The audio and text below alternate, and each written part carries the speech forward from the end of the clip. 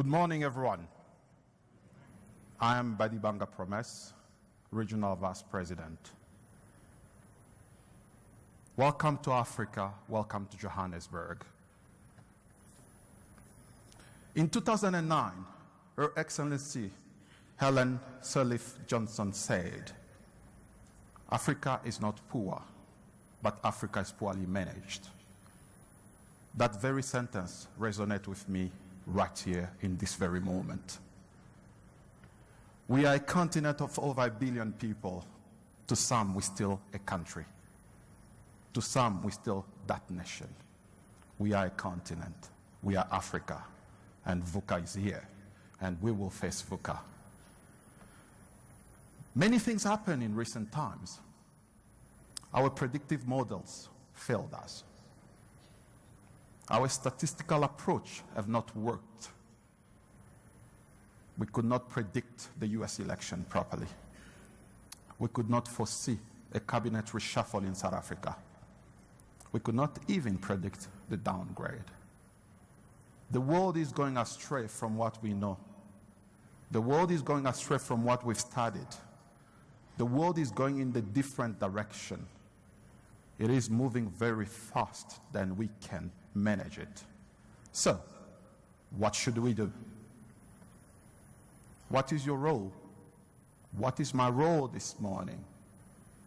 What could be the best approach we could take to handle the business chaos?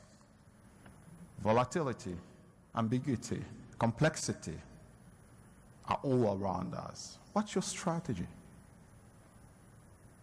How do you lead in this VUCA world? There is a notion around everybody being very busy nowadays. But I've chosen not to be an observer. I want to be part of the change I like to see in South Africa, in Africa, my continent, and in the world. As a fellow chartered management accountant, I challenge you for the next 3 days. Let's talk. Let's debate. Let's propose solutions. Let's help government. Let's help our communities. Let's help our societies. And of course, let's challenge VUCA. Thank you.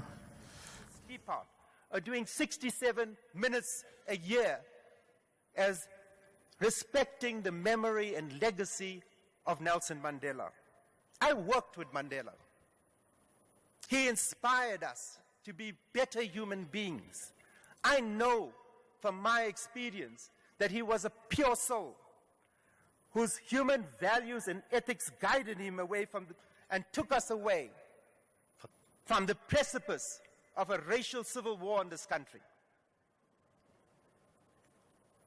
He was a leader whose head and heart were connected by a golden thread of consciousness and his responsibility to serve our people. In 2001, he said, "Little did we suspect that our own people, when they got a chance, would be as corrupt as the apartheid regime." And I thought back to a year ago when Andrew Cantor, the CEO of Future Growth, who sparked, I think, a beginning of a financial revolution. He argued that state-owned enterprises, financial controls and governance were compromised because many appointments to boards and investment committees were political and not based on competency or on experience. He stood his ground even when the political mafia in our country launched a full frontal attack against him. That was courage. Today we know that state capture is a reality. We know that many of the officials in our state are deeply compromised. We know that billions of rands of tax money has been siphoned out through a corrupt nexus of business and of politics. After that, look at the collusion of construction companies in the preparation and building of stadiums, in 2010 in our country.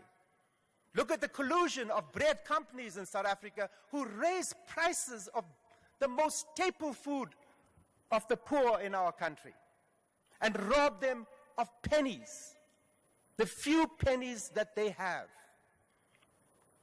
Who paid for all of that? The people who live hand to mouth, the poor. There has been a litany of betrayal of our trust. The financial crisis of 2008, where the world economy was brought to its knees by the plundering that was linked to the pyramid schemes of toxic debt in the banking sector. Who should have overseen this mess? Isn't that an oath that all of you have taken to expose that corruption? Today, where 14 million South Africans will go to bed hungry in a rich country where we walk on gold and diamonds. Ellen Sirleaf Johnson was right.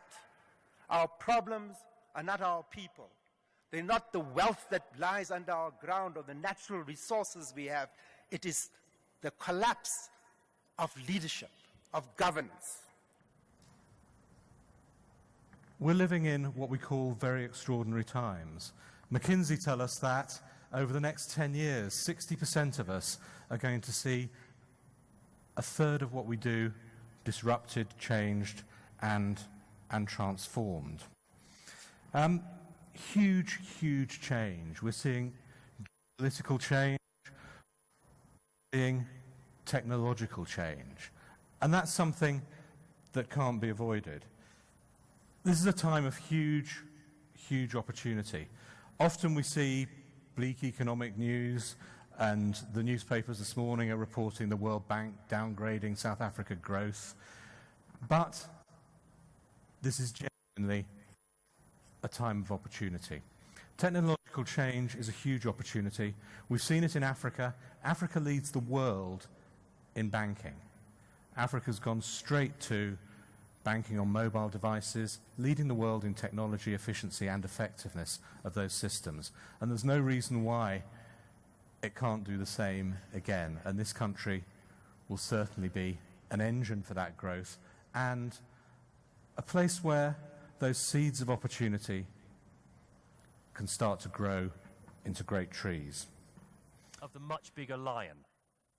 The hyena will crunch bones and will eat the bones and will gain nutrient from the bones. Everyone else has left the bones. They're useless, says the lion. I never got time to eat them, says the cheetah. I can't digest that, says the leopard. And the hyena goes, thank you very much. I'll have that. That's nutrient for me. What is it in business, in our fast-moving terms, that people have had a little go with this, and then, oh, that's no use, move on? As well as looking at what the cheetahs are doing, look at what they're leaving behind. Where are those bones? Let me give you some example of some bones that some hyena strategies found very useful. Recognize that? New York. New York was bought by a guy called Peter Minuet from the locals for the princely sum of $24. The locals saw it as a swampy, flood-prone, useless piece of land. It's now one of the most expensive bits of real estate in the world, and I bet Peter Minuet's descendants wished that he had held on to it. He bought it for, in fact, it wasn't even $24 of money. It was a load of trinkets and sort of not very expensive jewels that he gave them. But he bought New York for $24. There is one fear that I'm sure that all finance professionals who are leaders in the room go to their team and ask about fears if they were to do that. I'm sure that there's this, it's either spoken or it's unspoken, but there's definitely this fear that I see bubbling up in the finance industry, and that is the fear of machine replacing man. But really that fear doesn't exist in me. And perhaps it's because I'm of the millennial generation where I'm value-based. Okay, and what that means that actually we need to be able to free up that capacity so that we can apply our brain power as finance professionals in very different, and channel it in very different ways than traditionally. So what am I talking about? I think that finance professionals have got enough brain power that if they were to apply the capacity to it, we'd be able to solve the world's problems. We'd be able to create more jobs. We'd be able to solve for the water crisis on our continent. We'd be able to end and potentially eliminate poverty. What about being able to partner with business and policymakers in order to create new tax incentives and increase an investment culture in an economy? Investment culture being increased and savings culture increases the overall health of the country. It increases, job creation, and it just makes for a happier continent. And this is what drives me as a millennial, is to be able to do finance for good.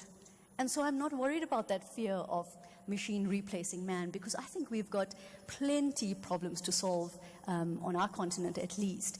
One of the very hot topics at the moment in the country, I think one of the places we can channel our capacity is, for example, towards ethical leadership, and spend a little bit more time on ethical leadership and solve some of our corporate counterparts, business counterparts problems. And so... How many of your companies and organizations are sitting on the next best billion-dollar idea, but you're not acting on it because you have a little bit of hesitancy? And so that's what they are speaking to, and that's what they're acknowledging. And so this is a listing of overlooked skill sets. They, in the survey, said these were things they didn't think were that important, or they didn't rank them that high. And so when we look at this list, we're like, we can't believe it, because we talk so much about big data. We talk so much about learning from past outcomes. But I can tell you, while it may seem unbelievable, I can believe this is very realistic, because sometimes we're so busy closing the books. Sometimes we're so busy just trying to make sure we're meeting compliance demands and the regulatory guidances that we've been given, that we're not future forward. We're not looking ahead. And so I can easily see why this would be a challenge, especially if we're addicted to the way that we do business. Because if we think that the way we do business is the best way to do it, because that's how we would choose to do it, and not think about how our customers and clients would do it, this is why those C-suite executives rank those very low, or did not think of them as priorities. Right? The answer is that none of you have ever seen a sunrise or a sunset. Not one of you. There's not one human being in this. But the earth was actually going around the sun, and the sun was not going around the earth. So therefore, technically, you cannot have a sunrise. You cannot have a sunset. It's an earth rise, and it's an earth set. It is impossible. Yet it's not real, and it's proven that it's not real, yet you still believe it. And what I'm saying to you, what I want to leave you with is this, is if you want to create new models, you have to first of all realize how addicted you are to your reality, how very deeply addicted you are to your reality. And in order for you to create new models, you have to release your addiction in order to recreate a new reality. And big corporates fail to do that well. Entrepreneurs see VUCA as exciting. Corporates who are addicted to their reality find VUCA terrifying. I invite you to release your addiction. There is nothing true, there is nothing real, and start now to build your new models. Thank you.